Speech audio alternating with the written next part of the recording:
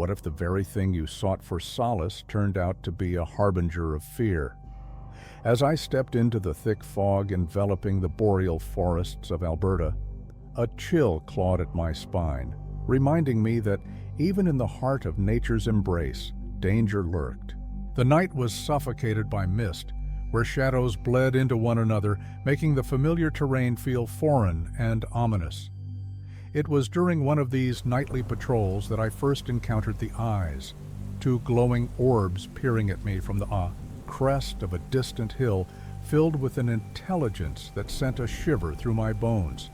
I am Caleb Morrow, a forest ranger who traded the cacophony of city life in Calgary for the serene isolation of nature. I'd long sought peace, a connection to the earth that pulsed beneath my feet. But ever since I began investigating the strange sightings whispered among the locals, massive wolves towering over 3 meters and shadowy figures gliding on 2 legs, my solitude has been shattered. The journal I stumbled upon, left behind by a long-forgotten explorer in the 1800s, spoke of a creature known only as the Devourer of Shadows, a guardian of the forest, a being that thrived on the fear of intruders. That discovery ignited a flame of curiosity within me, but it also brought with it a dark cloud of dread. The night I saw those eyes, I felt the weight of the ancient woods closing in around me. I approached the hill, heart pounding each step, heavy with trepidation. It was there, at the precipice, that I found them, huge footprints imprinted in the frost, leading toward the icy river below. The prints vanished abruptly, as if the beast had simply dissolved into the air. But just when I thought I might catch my breath, a deafening roar erupted from the depths of the frozen water, echoing through the trees and reverberating in my chest like a warning bell. It was in that moment that I realized these creatures were not mere myths, but guardians of an ancient balance I had unwittingly disturbed. Each attempt to unveil their secrets seemed to incite a growing aggression. Within them, the tranquility I once cherished now felt like a fragile facade, teetering on the edge of chaos. The forest, which once cradled me in its embrace, now felt hostile, as if the very trees were whispering secrets of danger. As I stood at the river's edge, battling the urge to flee, memories flooded my mind. My childhood spent in the rugged landscapes of Jasper, evenings spent listening to my grandfather's tales of the wild, and the dark shadow of loss that had followed me through life. The woods had always been a refuge, a place to escape the pain of a family torn apart by tragedy. But now, the stakes were higher, and the forest was no longer just a backdrop to my life. It had become a living entity, demanding respect and caution. But when night fell, something inexplicable happened. As I stood frozen at the river's edge, the roar of that unseen creature still echoing in my ears, I sensed a presence behind me. My instincts screamed at me to run, but instead I turned to confront it. Emerging from the shadows was Lena, a fellow ranger, her face pale and eyes wide with concern. "Caleb!" she called, her voice barely cutting through the thick fog.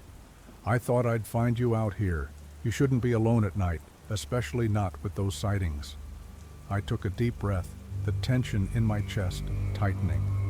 "You heard about the wolves too?" I asked, my voice trembling.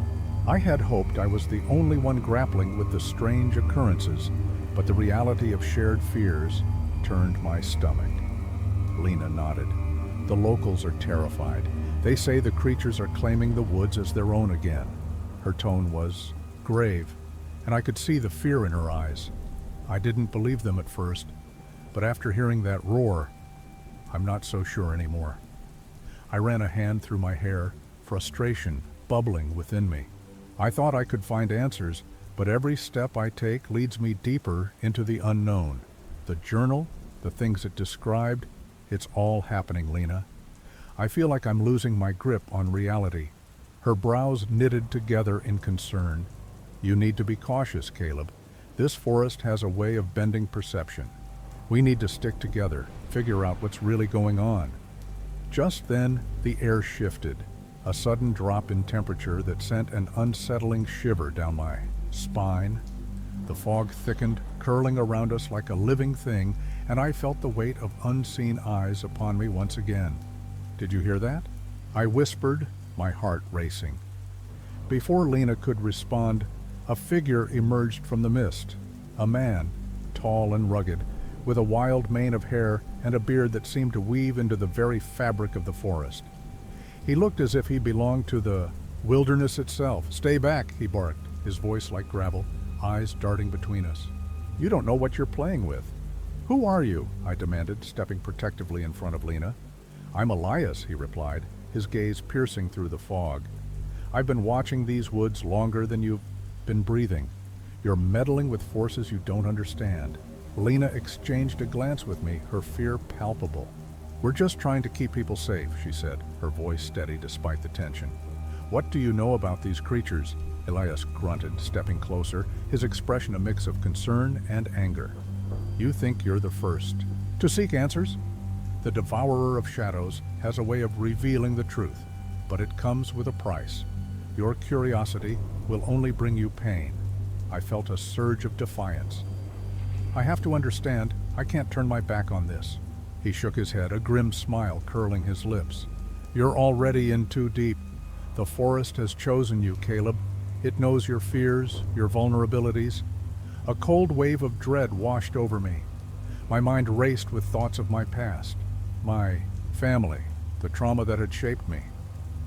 "What do you mean?" I asked, my voice barely a whisper. "The shadows are drawn to your pain. They feed on it," Elias replied, his tone grave.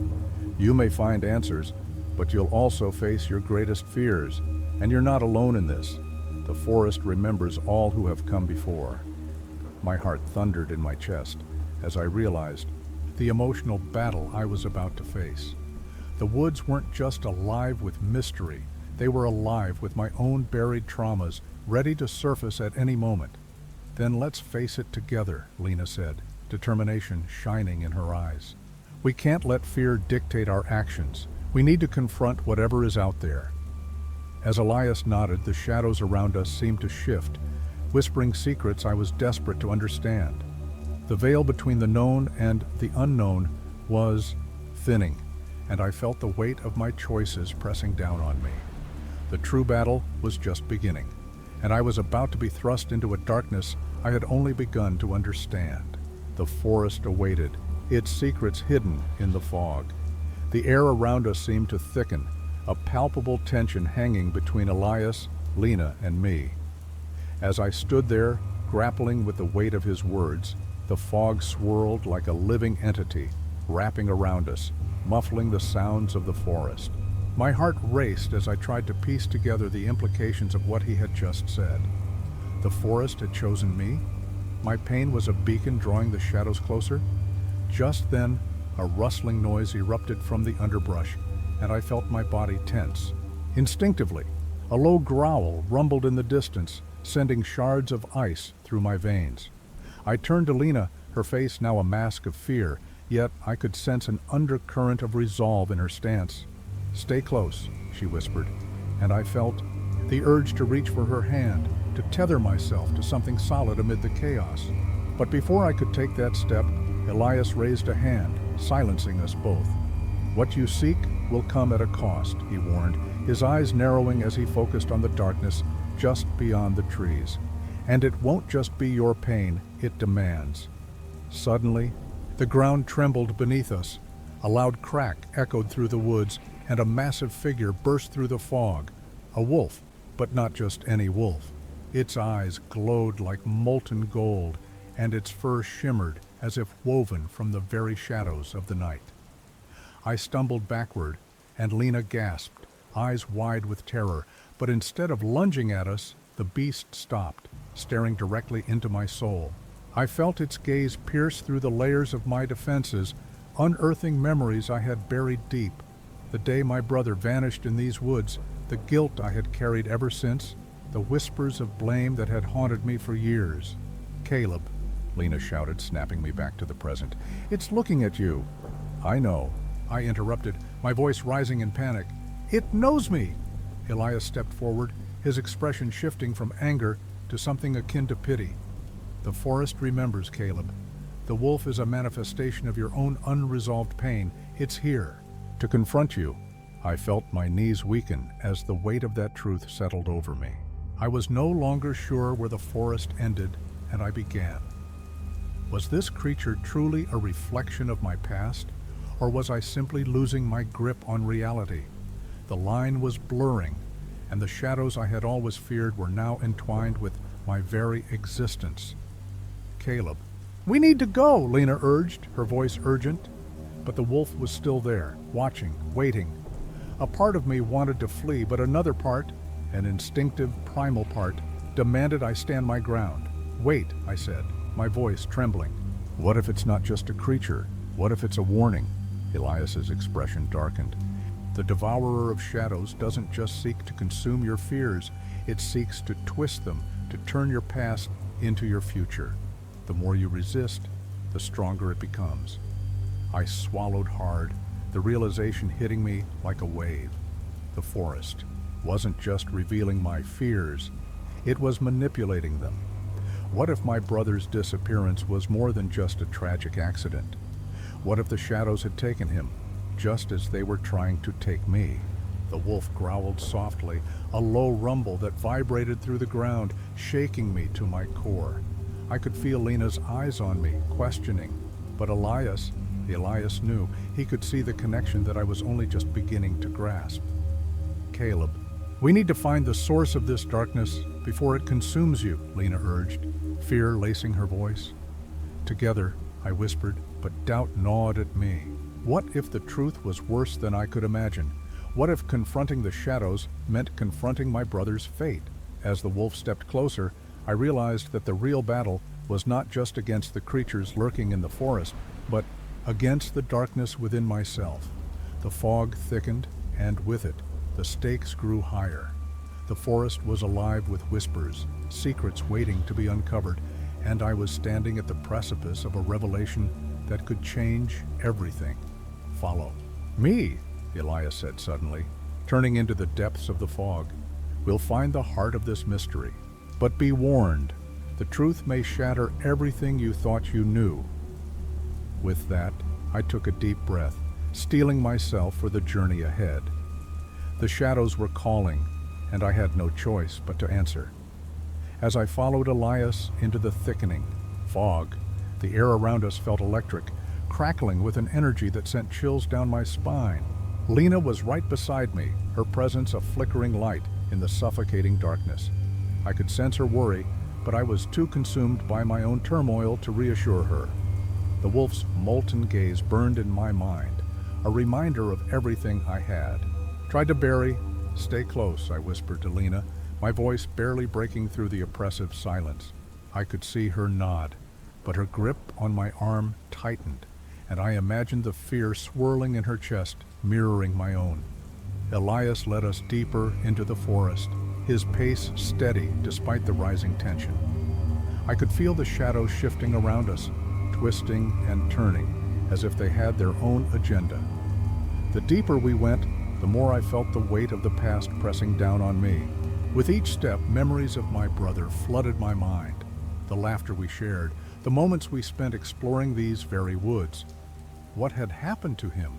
Was it truly an accident, or had something darker claimed him? "Elias," I said, halting abruptly. "What if the wolf isn't just a reflection of my pain? What if it's a warning about what happened to my brother? What if he's not dead?" Elias interrupted sharply, his voice cutting through my spiraling thoughts. "He's trapped, just like you could be if you let the shadows consume you." I felt my heart race at his words, the implications crashing over me like a tidal wave. Lena's eyes darted between us, sensing the tension escalating. "What do you mean, trapped?" she asked, her voice trembling. "Caleb, you have to confront the wolf," Elias said, his voice dropping to a low, urgent whisper. "It's the key to understanding what happened. But you must be willing to face the truth, no matter how painful." The wolf appeared again, emerging from the fog, its massive form a dark silhouette against the ethereal mist. It growled. Sound that vibrated in my bones, I took a step back, fear clawing at my throat, but I couldn't turn away. If my brother was lost in this darkness, I had to find him. "Caleb!" Lena cried, her voice snapping me back to the moment. "You can't. Face it alone." But the urgency in Elias's eyes told me otherwise. "You must do this. The shadows feed on your fear. The moment you embrace your pain, you'll find the strength to fight back." I took a deep breath, feeling the weight of their expectations pressing down on me. This was it. It felt like the moment everything was leading to.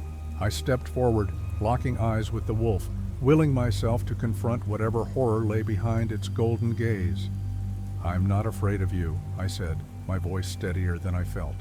"Show me the truth." The wolf tilted its head as if assessing my resolve. The forest seemed to hold its breath, and in that heartbeat, I felt an unyielding connection to the creature. In that moment, it was no longer just a beast of the shadows. It was a part of me, my fears, my guilt, my brother's fate. The fog thickened around us, swirling violently, as if the forest itself was reacting to my declaration. I could feel the pull of the shadows, beckoning me to succumb to despair. But I stood firm, my heart pounding. This was my fight, and I would not back down.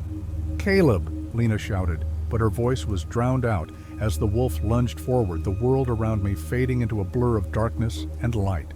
I was ready to face whatever waited on the other side.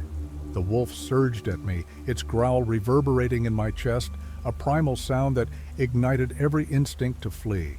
But instead of retreating, I braced myself, forcing the memories of my brother into the forefront of my mind.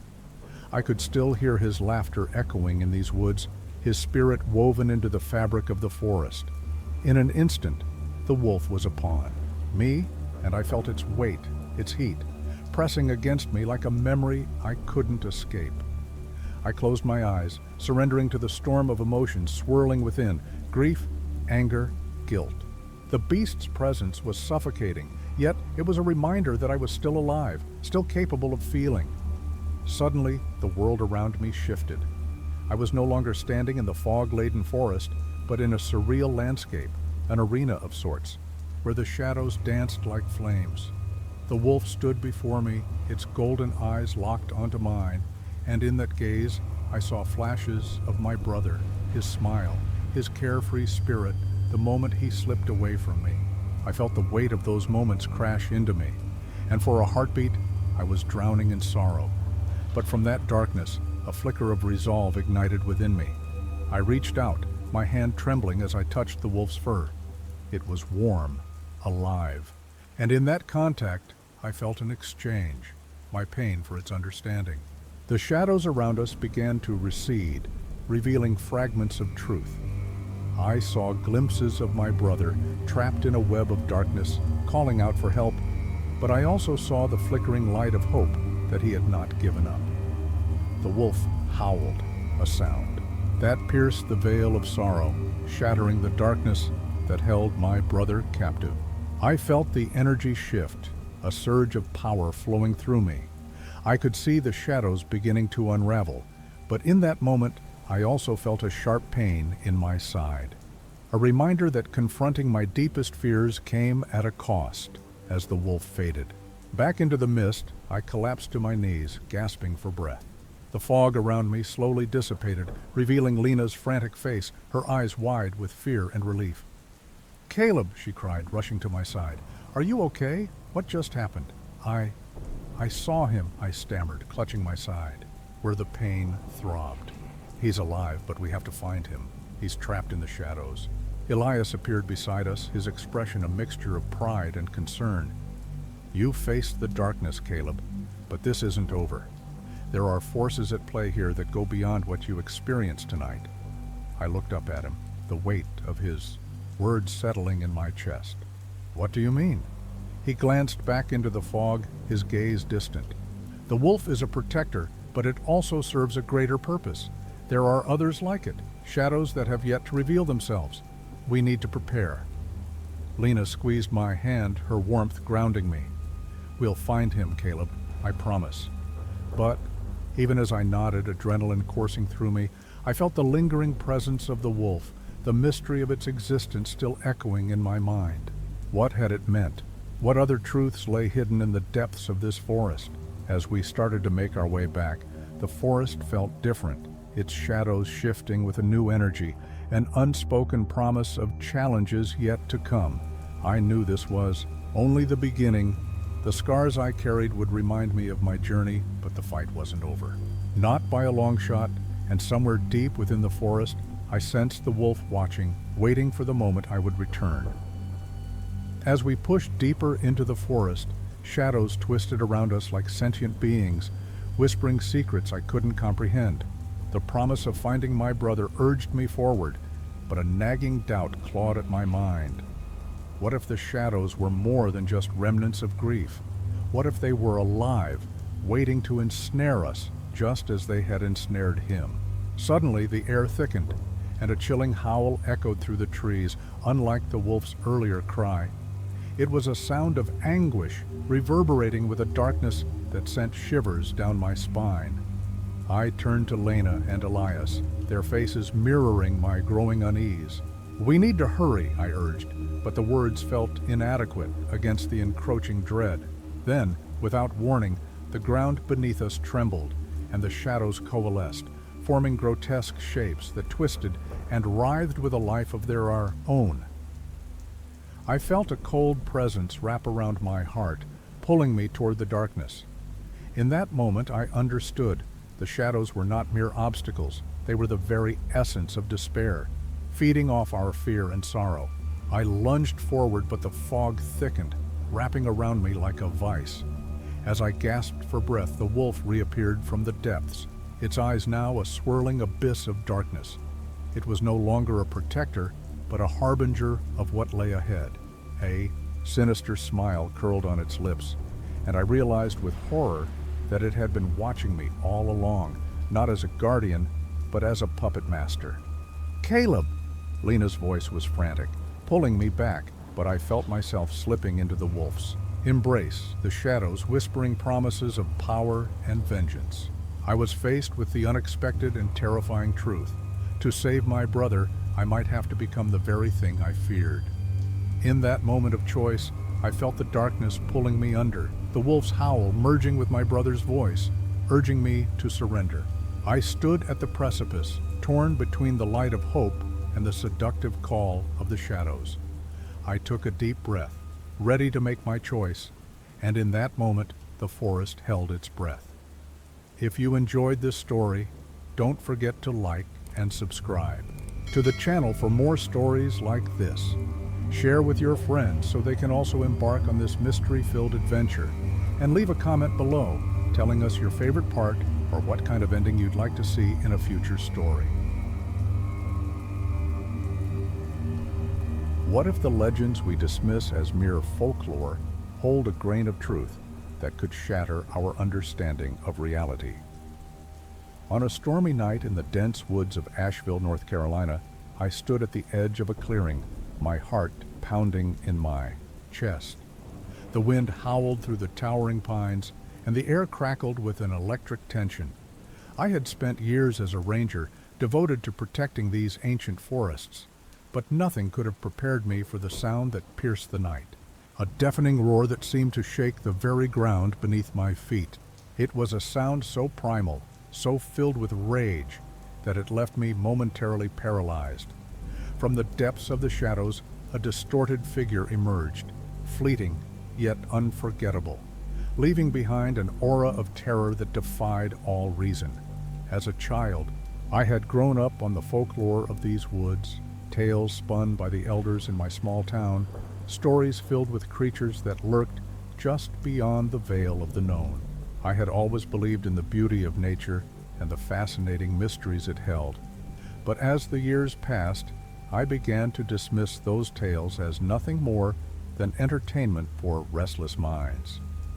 However, the recent spate of unexplained disappearances and bizarre tracks leading deeper into the dense underbrush gnawed at my skepticism. The tranquility of the forest I loved was slowly morphing into a suffocating silence, where every rustle of leaves seemed to whisper warnings of an ancient power long thought to be dead. The forest, once a sanctuary, now felt like a trap, its very essence shifting under the weight of something dark and unfathomable. I could feel the eyes of the wilderness upon me, the trees bending slightly as if to share their secrets. I had spent countless nights under the stars, listening to the lullabies of crickets and the rustling of nocturnal creatures. But tonight, the atmosphere was thick with an unsettling energy, as if the woods themselves were holding their breath, waiting for something to happen. It wasn't long before I began to notice the signs, the unusual claw marks on the bark of ancient oaks, the strange howls that echoed in the distance, and the chilling sensation that enveloped me as I tread deeper into the underbrush. My instincts, honed through years of experience, screamed at me to turn back, yet the deeper I ventured, the more I felt the pull of an unseen force, compelling me to uncover the truth behind the legends that had haunted my childhood. I had my own ghosts to confront. Memories of my younger sister, lost to the woods during a camping trip, flickered in my mind like shadows beneath the trees. The guilt of not being able to save her had haunted me for years, and now, as I stood on the precipice of a darkness that threatened to engulf everything I held dear, I realized that my past was inexorably tied to the mysteries of these woods. But when night fell, something inexplicable happened. The wind shifted, carrying with it a low growl that sent chills racing down my spine. I had to know what was lurking in the heart of the forest, and whether the creatures of myth were rising once more from the depths of our shared nightmares. I took a tentative step forward, the ground beneath me soft and yielding, my senses heightened to the point of agony. Suddenly, the underbrush rustled violently, and I spun around, heart racing. Out of the shadows emerged a figure, a woman, wild-haired and dirt-streaked, eyes wide with a frantic energy that both terrified and intrigued me. It was Clara, a local historian and self-proclaimed cryptid enthusiast, known for her obsessive research into the legends of these woods. "Jack," she gasped, her breath visible in the chilly air. "You shouldn't be here. It's not safe." "What are you doing out here, Clara?" I asked, my voice barely a whisper as I struggled to keep the panic at bay. Her presence only heightened the intensity of the moment. "I've been tracking something. There's been more than just disappearances.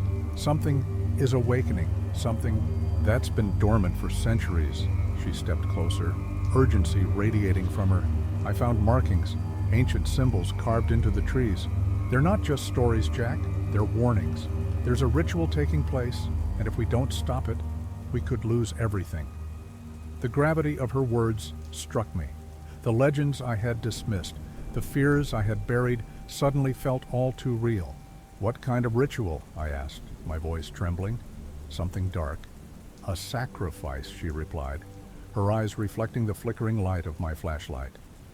"They're calling to something out there, something that hungers for fear, for chaos." As she spoke, I felt the weight of my sister's memory pressing down on me, a loss that had shaped my life, a tragedy that had twisted my perception of the woods I had loved. What if the legends we dismiss as mere folklore hold a grain of truth that could shatter our understanding of reality? On a stormy night in the dense woods of Asheville, North Carolina, I stood at the edge of a clearing, my heart pounding in my chest. The wind howled through the towering pines, and the air crackled with an electric tension. I had spent years as a ranger, devoted to protecting these ancient forests, but nothing could have prepared me for the sound that pierced the night, a deafening roar that seemed to shake the very ground beneath my feet. It was a sound so primal, so filled with rage, that it left me momentarily paralyzed. From the depths of the shadows, a distorted figure emerged, fleeting yet unforgettable, leaving behind an aura of terror that defied all reason.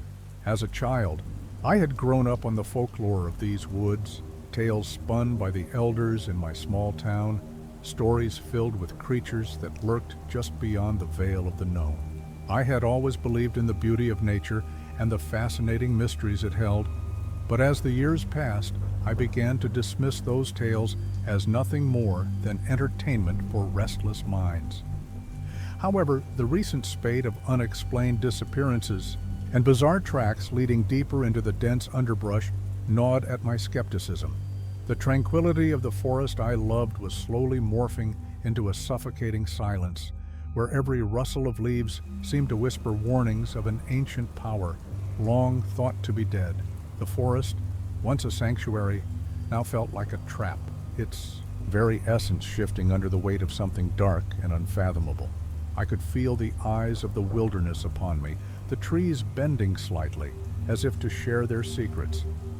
I had spent countless nights under the stars, listening to the lullabies of crickets and the rustling of nocturnal creatures. But tonight, the atmosphere was thick with an unsettling energy, as if the woods themselves were holding their breath, waiting for something to happen. It wasn't long before I began to notice the signs, the unusual claw marks on the bark of ancient oaks, the strange howls that echoed in the distance, and the chilling sensation that enveloped me as I tread deeper into the underbrush. My instincts, honed through years of experience, screamed at me to turn back. Yet, the deeper I ventured, the more I felt the pull of an unseen force, compelling me to uncover the truth behind the legends that had haunted my childhood. I had my own ghosts to confront. Memories of my younger sister, lost to the woods during a camping trip, flickered in my mind like shadows beneath the trees. The guilt of not being able to save her had haunted me for years, and now, as I stood on the precipice of a darkness that threatened to engulf everything I held dear, I realized that my past was inexorably tied to the mysteries of these woods. But when night fell, something inexplicable happened. The wind shifted, carrying with it a low growl that sent chills racing down my spine. I had to know what was lurking in the heart of the forest, and whether the creatures of myth were rising once more from the depths of our shared nightmares. I took a tentative step forward, the ground beneath me soft and yielding, my senses heightened, to the point of agony. Suddenly, the underbrush rustled violently, and I spun around, heart racing. Out of the shadows emerged a figure, a woman, wild-haired and dirt-streaked, eyes wide with a frantic energy that both terrified and intrigued me. It was Clara, a local historian and self-proclaimed cryptid enthusiast, known for her obsessive research into the legends of these woods. "Jack," she gasped, her breath visible in the chilly air, "you shouldn't be here. It's not safe." "What are you doing out here, Clara?" I asked, my voice barely a whisper, as I struggled to keep the panic at bay. Her presence only heightened the intensity of the moment. "I've been tracking something. There's been more than just disappearances. Something is awakening, something that's been dormant for centuries." She stepped closer, urgency radiating from her. "I found markings, ancient symbols carved into the trees. They're not just stories, Jack. They're warnings. There's a ritual taking place, and if we don't stop it, we could lose everything." The gravity of her words struck me. The legends I had dismissed, the fears I had buried, suddenly felt all too real. "What kind of ritual?" I asked, my voice trembling. "Something dark. A sacrifice," she replied, her eyes reflecting the flickering light of my flashlight. "They're calling to something out there, something that hungers for fear, for chaos." As she spoke, I felt the weight of my sister's memory pressing down on me, a loss that had shaped my life, a tragedy that had twisted my perception of the woods I had loved. What if it was not just a monster, but a guardian of the truth I had long avoided? "Jack, please." Clara's voice pierced my reverie, and I finally turned to her, my heart pounding. "We can't stay here. We have to go." As the creature advanced, an unsettling sense of recognition flooded me. I realized that this was not just a confrontation, it was a reckoning with everything I had ever feared and denied. I was about to face the very thing that had haunted me for years, and I could feel the dark truth creeping closer, a truth that could either liberate me or consume me whole. With a sudden burst of clarity, I nodded at Clara, ready to face whatever lay ahead. But as we turned to flee, the ground beneath us shook violently, and a deafening roar filled the air. The forest was alive, and with it came the realization that our journey had only just begun. As the ground trembled beneath us, the creature loomed closer, its grotesque form revealing a twisted blend of shadow and sinew. I felt Clara's hand grip mine, her fingers cold and trembling, yet filled with an urgency that sparked something within me. We were not just running from a monster. We were running toward the truth, no matter how terrifying it might be. "Jack!" Clara shouted again, her voice strained. "You have to make a choice. We can't just run, we have to confront it." Her words struck deep, igniting a flicker of resolve. I took a deep breath, my heart pounding like a drum in my chest. This was it. I could either flee into the unknown or face the darkness that had haunted my family for generations. The choice felt monumental, a crossroads that would determine not just my fate, but Clara's as well. I stepped forward, drawing Clara with me, my pulse racing as I faced the creature head-on. Its eyes glowed with a malevolent intelligence, and I could feel the weight of my sister's memories pressing down on me. I thought of her laughter, her fears, and the frantic scribbles in her journals. Had she been leading me here all along? "You're not just a monster," I shouted, my voice shaky yet defiant. "You're part of this, part of us." The creature paused, its growl softening, almost as if it were processing my words. In that moment, I felt a connection, a thread binding me to the very essence of this dark entity. It was a reflection of my own fears, my own guilt, and the shadows I had tried so hard to escape. Suddenly, from the corner of my eye, I spotted a flicker of movement. It was a figure emerging from the trees. Eli, my childhood friend, his face twisted with a mix of determination and desperation. "Jack, you have to listen," he yelled, his voice cracking. "This thing, it feeds on the pain of those it takes. Your sister knew that." "Eli? What are you doing here?" I exclaimed, my heart racing at the sight of him. "You shouldn't have come." He stepped closer, his eyes darting between me and the creature. "I couldn't let you face this alone. We need to confront it together." The creature seemed to react to Eli's intrusion, a low rumble escaping its throat like a warning. Clara squeezed my hand tighter, her breath hitching in her throat. "Jack, this isn't just about your sister anymore," Eli said, urgency coloring his voice. "It's about all of us. You can't let it take control." In that moment, everything crystallized. I realized that I wasn't just battling the creature, I was battling the legacy of fear and despair that had gripped my family. For far too long, this was my chance to break the cycle.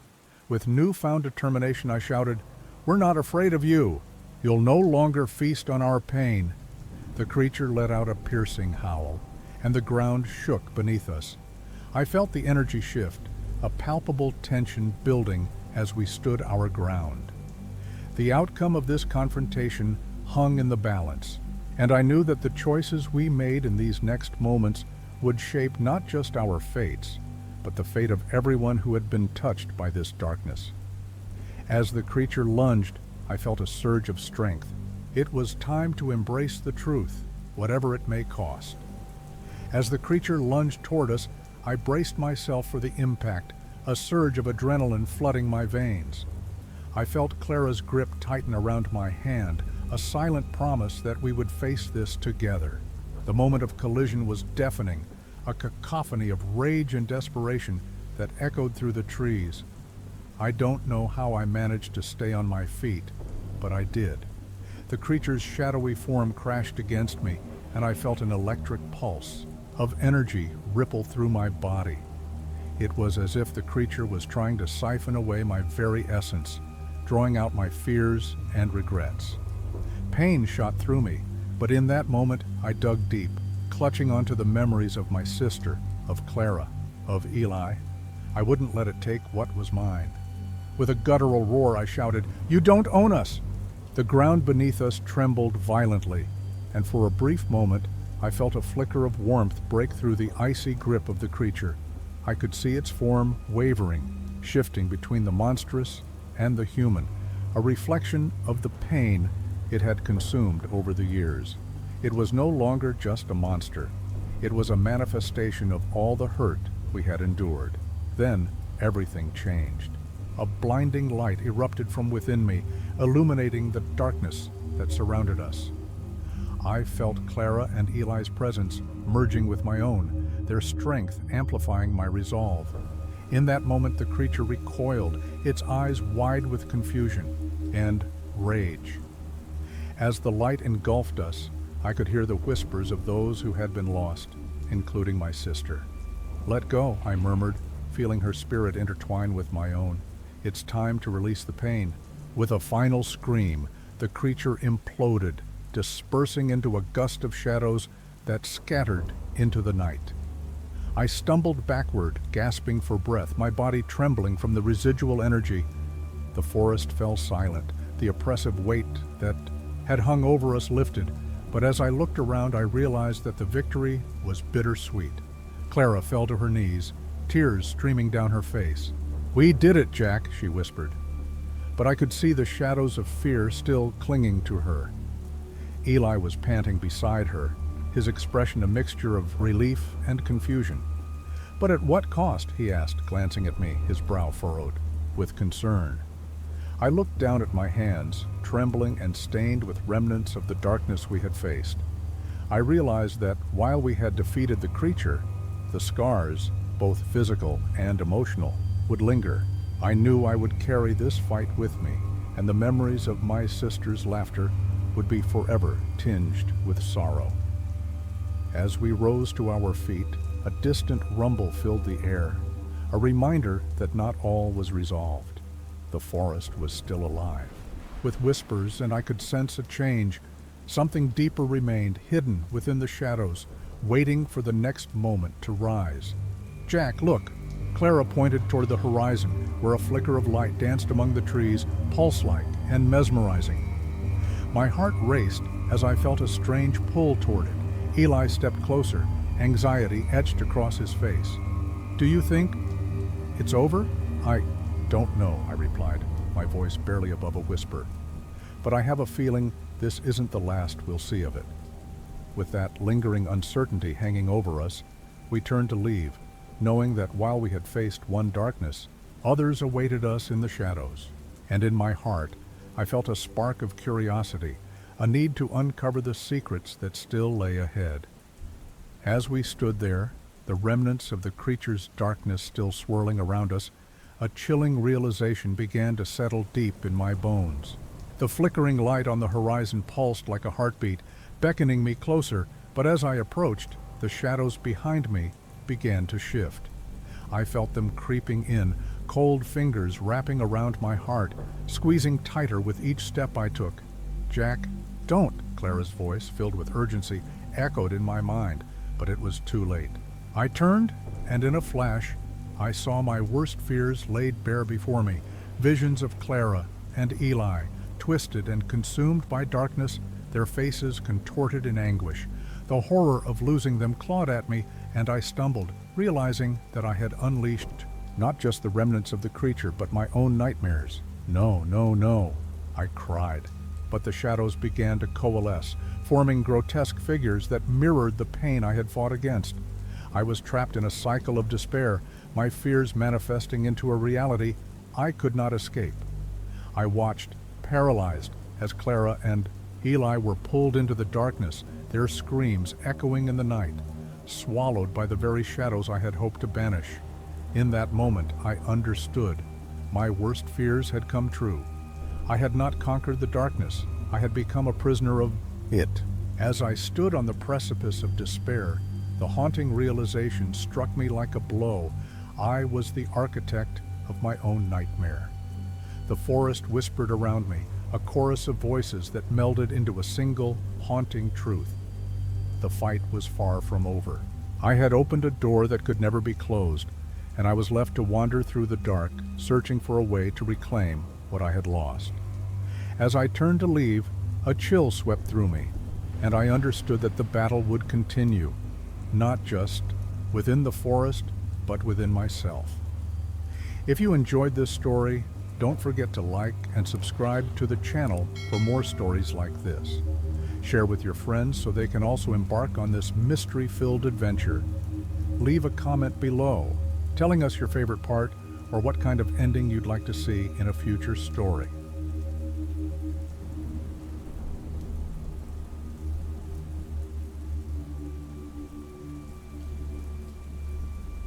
What if the stories we dismissed as mere folklore were, in fact, warnings of realities we were too afraid to confront? As the rain poured down in thick sheets, drowning out the usual sounds of the Canadian wilderness, I found myself grappling with this unsettling thought. My name is Lucien Tremblay, and I serve as a forest ranger in the vast, shadowy expanse of Algonquin Park. This night, however, the woods whispered secrets that gnawed at my very core. The air was thick with moisture as I navigated the well-trodden paths that wound through the towering pines and endless thickets. I had spent years learning the rhythms of this land, each rustle of leaves and crack of twigs a familiar symphony to my ears. Yet as I patrolled the damp trails, a peculiar sound shattered my reverie, a guttural, rhythmic noise that sliced through the rain-soaked silence. My heart raced as I abandoned the safety of the trail, drawn toward the faint echoes emanating from a nearby clearing. As I approached, my breath hitched in my throat. There, barely illuminated by the ghostly glow of a waning moon, a grotesque figure emerged from the shadows. Its eyes, glowing with an unnatural brightness, seemed to pierce through the dense fog, locking onto mine for a heartbeat before it vanished, swallowed whole by the darkness. I stumbled back, a chill creeping down my spine, awakening long-buried memories of the local legends that haunted my childhood. Growing up in the small town of Huntsville, I had heard tales of creatures lurking in the depths of the forest, beings that twisted the very fabric of reality, existing just beyond the veil of the known. They were stories meant to frighten children, but as I stood there, drenched and trembling, I couldn't shake the feeling that those tales were rooted in something real. Recent reports of strange sightings and inexplicable disappearances had begun to surface in the community, and it was as if a veil was lifting. The legends were coalescing into something tangible, something terrifying. With each step I took deeper into the woods, I felt an unsettling connection to the land, as if it were alive and breathing, watching me with an ancient gaze. The trees loomed like sentinels, their gnarled branches reaching out in warning. I recalled the stories of my grandfather, a man who had wandered these woods in his youth, claiming to have encountered the very things I now sought to understand. He had returned from those excursions changed, haunted by visions that lingered long after he had left the forest's edge. But tonight felt different. The air crackled with an energy I couldn't comprehend, and an instinctual fear began to coil in my gut. Something was awakening within these woods, something that had been dormant for ages, now stirring, threatening the delicate balance of nature and sanity alike.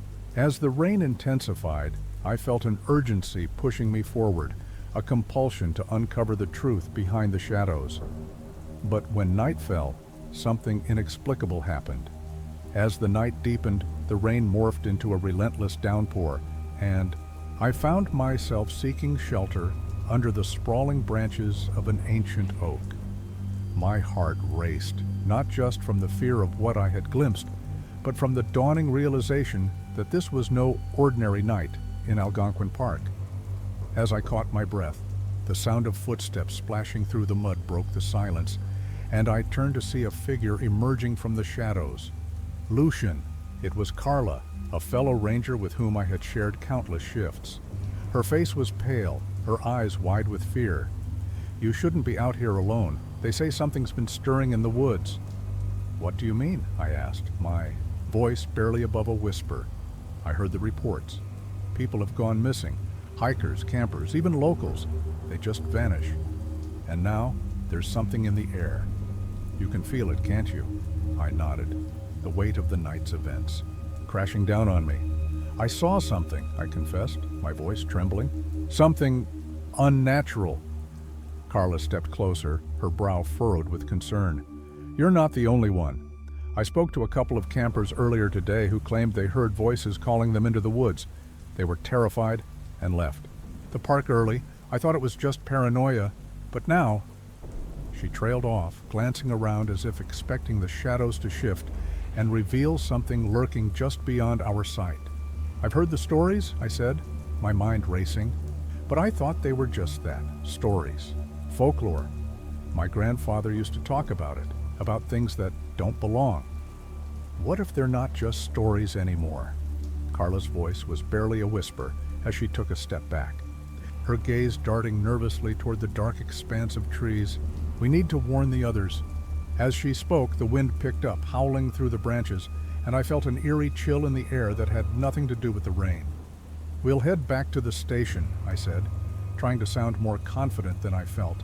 We can gather more rangers, and suddenly a deafening crack echoed through the woods, followed by the sound of tearing wood. I whipped around just in time to see a massive branch break free from a nearby tree and crash to the ground. My heart raced as I realized the danger we faced was not just from the creatures we feared, but from the very environment itself, an ominous reminder of nature's unpredictable wrath. Lucian, Carla shouted, pulling me back just as another branch splintered above us. We need to move now. We sprinted through the underbrush, heartbeats synchronized with the thunder rumbling overhead. As we reached the edge of the clearing, I spotted a flickering light in the distance. It was the ranger station, a beacon of safety amidst the chaos. But as we drew closer, I noticed more figures gathered outside, their faces pale and drawn. Is everyone okay? I called out, urgency threading through my voice. It's not just the rain, a voice replied.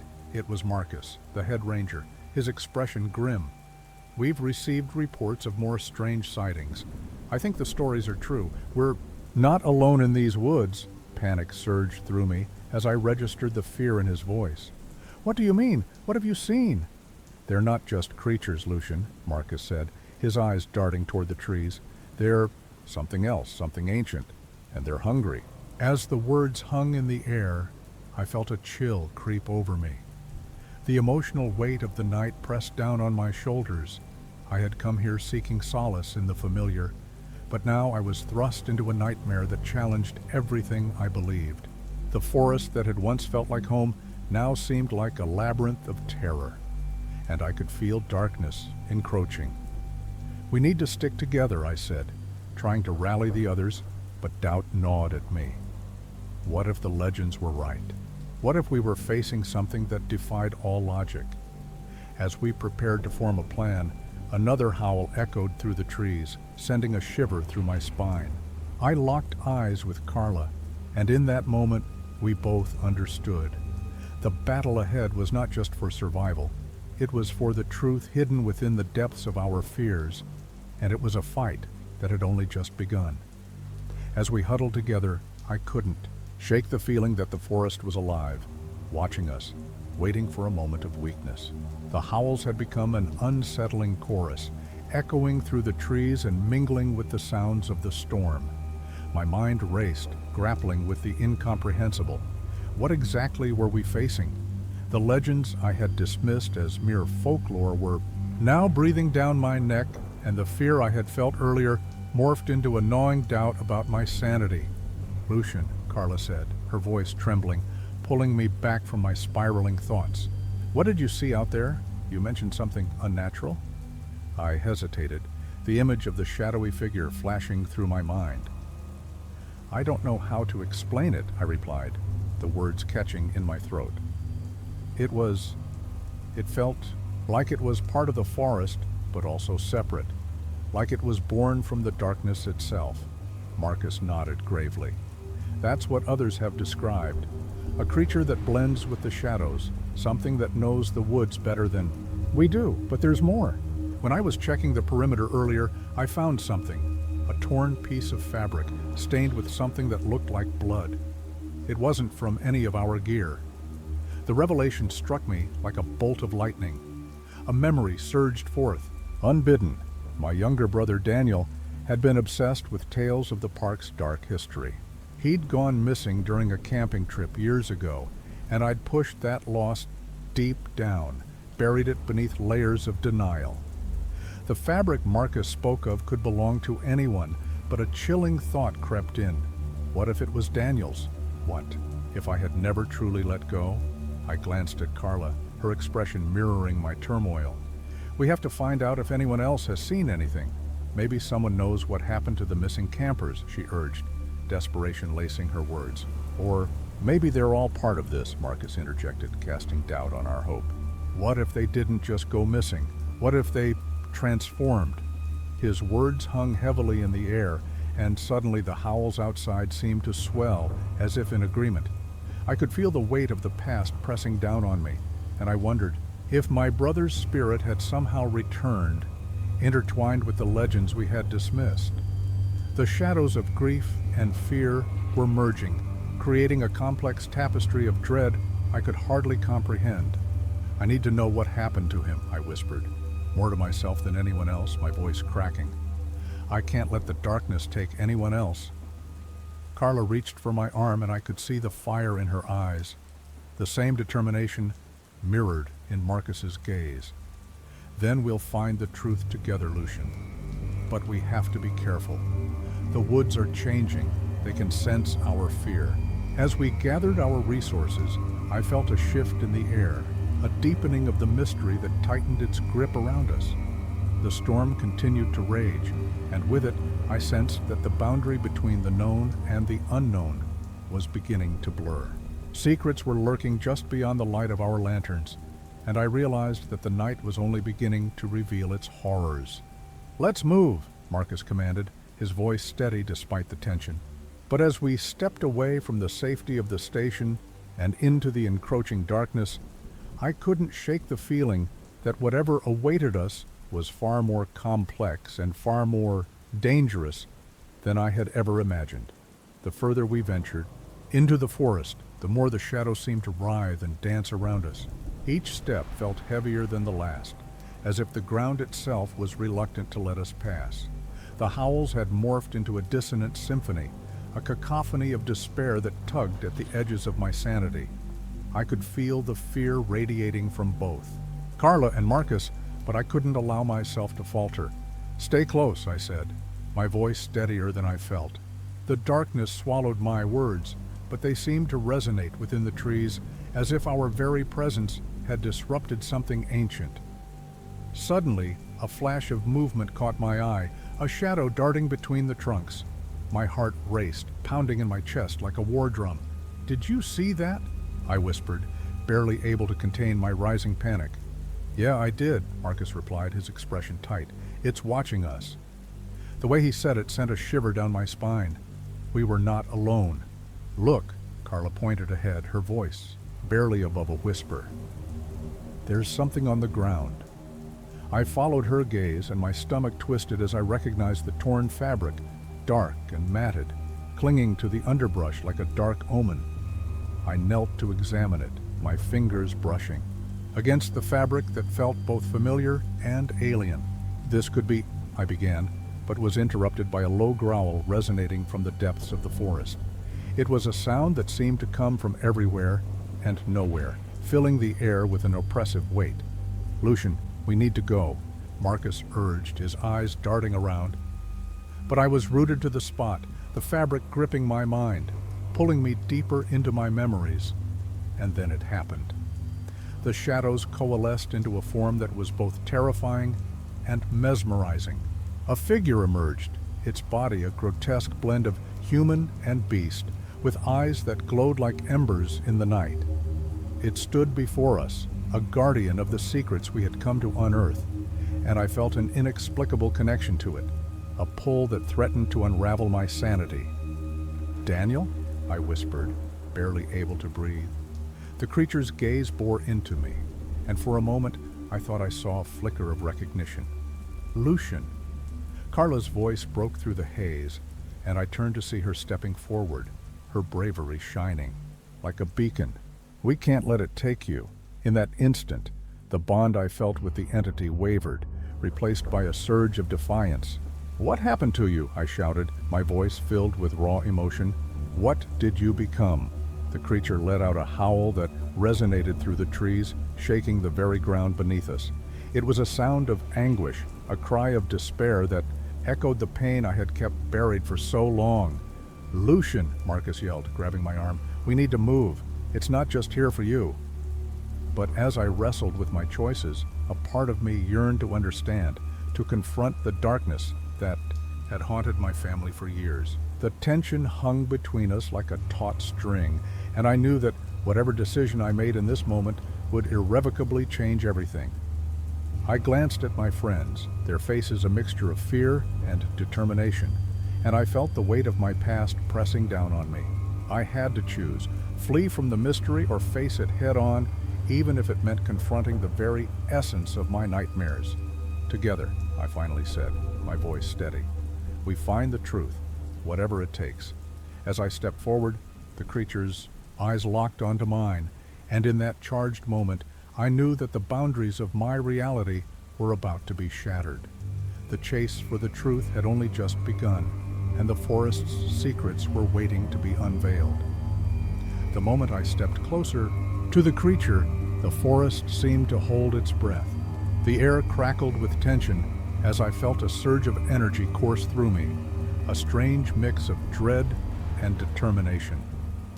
As I reached out, the creature recoiled slightly, its ember-like eyes narrowing, as if measuring my resolve.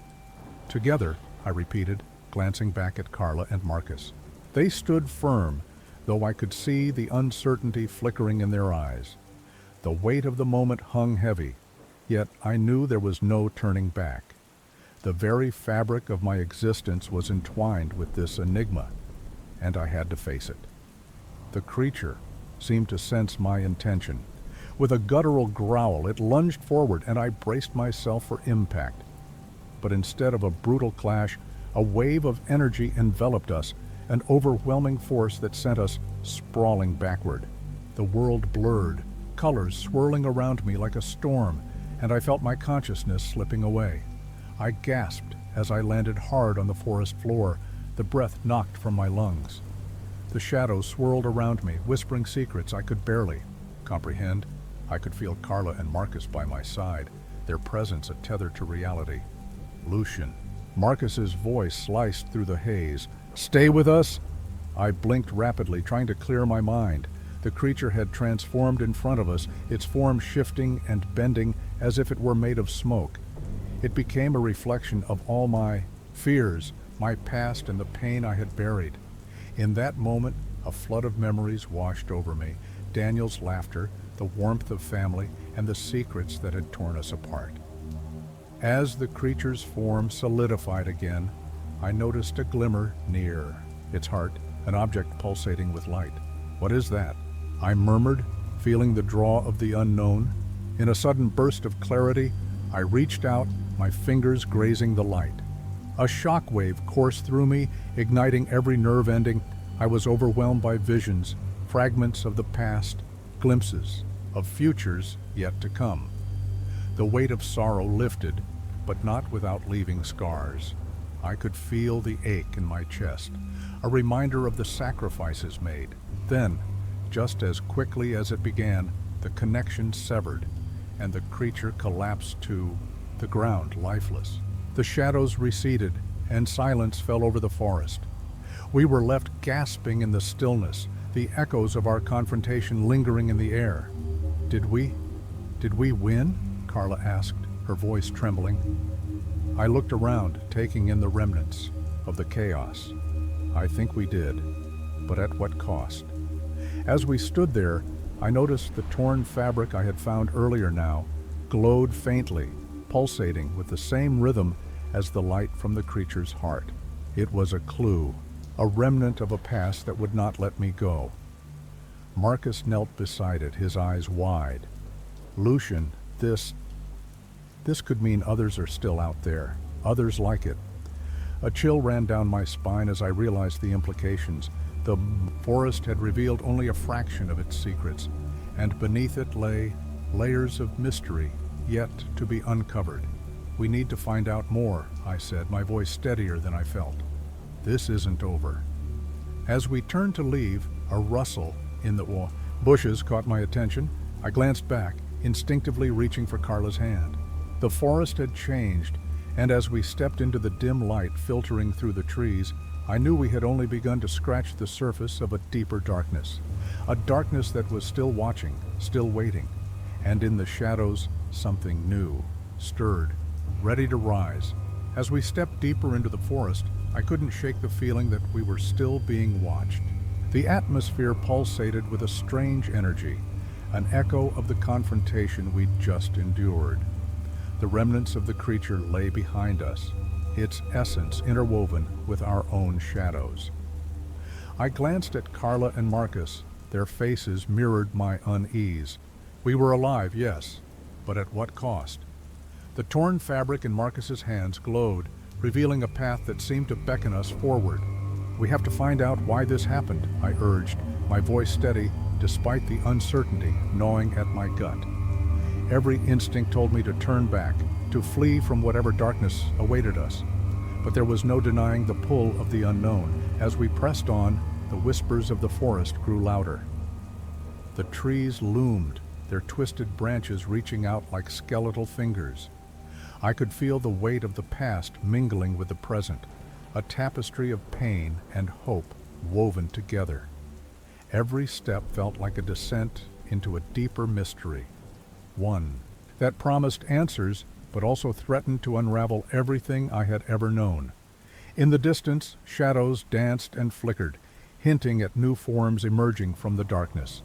The air grew heavy with anticipation, and I understood then that we were not alone. Forces beyond our comprehension were gathering, and they were hungry. As we reached the edge of a clearing, I hesitated. The light beyond was intoxicating, yet I sensed it was merely a facade, a lure into something far more sinister. I turned back to my friends, ready to share my fears, but the words caught in my throat. "Lucian?" Carla asked, her voice barely a whisper, but her eyes spoke volumes. In that moment, I realized we stood on the brink of something monumental.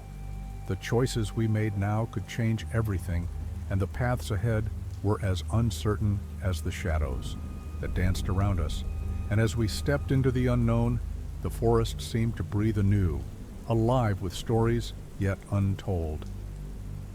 If you enjoyed this story, don't forget to like and subscribe to the channel for more stories like this. Share with your friends so they can also embark on this mystery-filled adventure. Leave a comment below telling us your favorite part or what kind of ending you'd like to see in a future story.